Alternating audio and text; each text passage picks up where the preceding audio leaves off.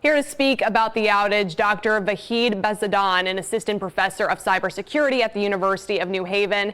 Dr. Behzadan, thanks for joining us. Oh, it's a pleasure. So let's start by explaining what exactly CrowdStrike is, because I think many people woke up this morning, heard about this, and they said, what is that? CrowdStrike is a cybersecurity service provider and software developer.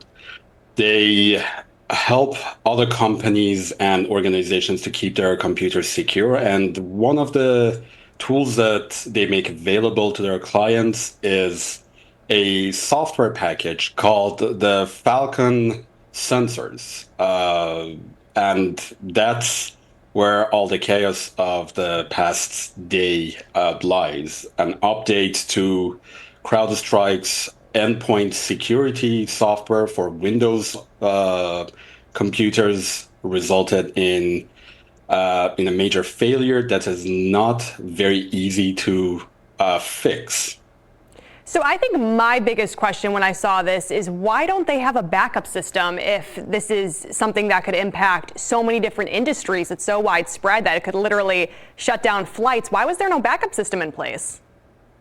So there are various degrees of backups, various levels of backup solutions and plans available, but very rarely IT professionals, especially cybersecurity professionals, imagine that the cybersecurity solution which is in charge of controlling the security posture, as well as maintaining backups and so on, can itself be a root cause of failure. Does CrowdStrike have any big competitors? I know that they're obviously, like the main source of cybersecurity for all of these systems, but if I was a competitor right now, I would think that now would be a good time to jump and try and get other people to sign up with me, because this was just such a widespread failure. I imagine that's exactly what's happening. There are quite a few competitors in the cybersecurity market for what CrowdStrike provides. CrowdStrike is an established name in cybersecurity. They've been around for 12, 13 years, I believe.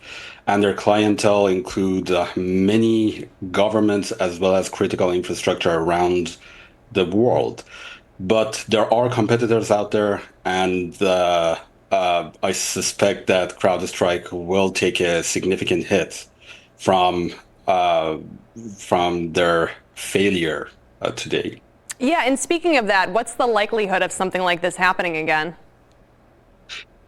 It's very hard to say. The reason we saw such a catastrophic and widespread failure was essentially a failure in imagination. My colleagues in the cybersecurity industry failed to imagine that the cybersecurity tool that they use can itself become a single point of failure. They trusted the update process, they trusted the quality assurance and the testing processes of the vendor, and they also trusted the operating system, Microsoft Windows, to be capable of handling issues when there are errors in the third-party software. These sort of failures of imagination, unfortunately, are not uncommon whenever a major security breach or a major failure in the cyber infrastructure happens. Clearly, they have to stretch their imaginations a bit further when it has this big of an impact. All right, Dr. Behzadan, thanks so much for joining us and providing your insight on this. We appreciate it. It was a pleasure.